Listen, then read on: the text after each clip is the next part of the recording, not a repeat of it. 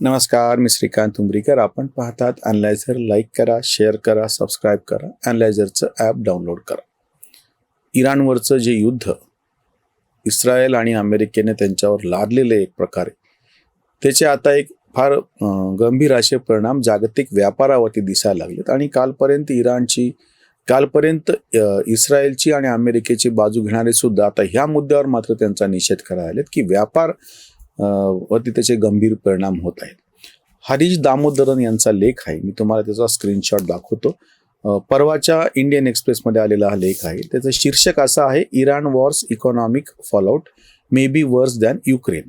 Russian Ukraine युद्धापेक्षाही भयानक स्थिती आता या युद्धामुळे व्यापाराच्या पातळीवरती.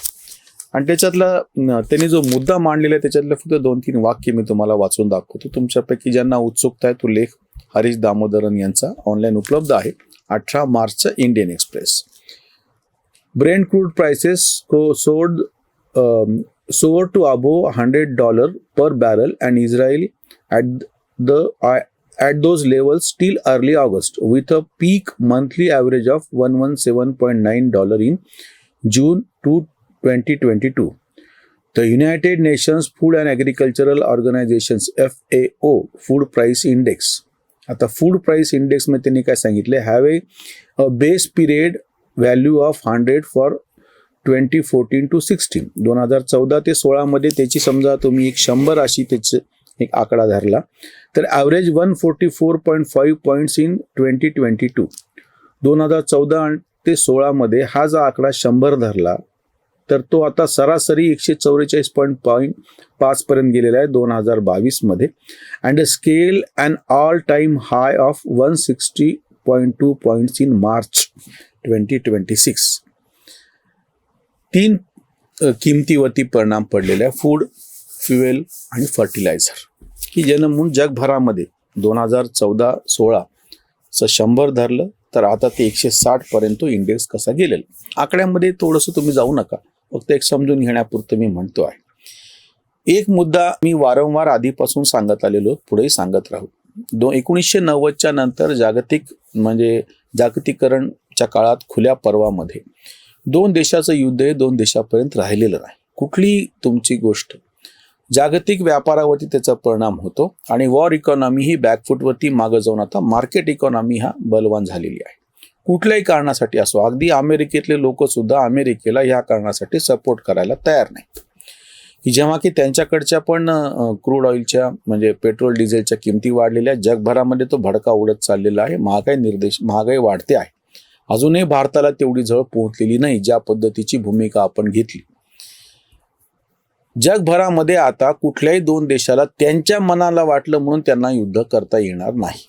हरीश दामोदरन यांच्या लेखातून हा एक वेगळा असा निष्कर्ष आपल्याला काढता येऊ शकतो महत्त्वाचा, की कुठल्याही देशांना आता त्यांच्या मनमानी पद्धतीने कसे वागायचं, कुठल्याही पद्धतीचं युद्ध हे करायचं ज्याचे परिणाम सगळ्या जगाला होतील आणि ती युद्ध लांबत जाईल असं जमणार नाही. त्याचे परिणाम सगळ्या जगावरती होतात. व्यापारामुळे सगळं जग एकमेकांमध्ये अडकलेलं आहे. त्याच्यामुळे पूर्वीसारखं आपल्याला बाकी काही देणं घेणं नाही असं आता जमणार नाही. दुसरा एक संदर्भ मी अहिल्याबाईंचा सगळ्यात जुना असा देतो. युद्धाच्या काळामध्ये नुकसान कसं होतं, वारंवार आम्ही हा मुद्दा सांगत आलेलो आहोत. युद्धाच्या काळात नुकसान कसं होतं आणि आधीसारखं किंवा जो कोणी पराभूत झालेला आहे त्याचंच नुकसान झालं आणि जो विजयी झालेला आहे त्याचा फायदा झाला असं आता होत नाही. अहिल्याबाईंच्या काळामध्ये त्यांनी स्वतः युद्धाची परिस्थिती पाहून असं ठरवलं की यापुढे आपण युद्ध नाही करायचं.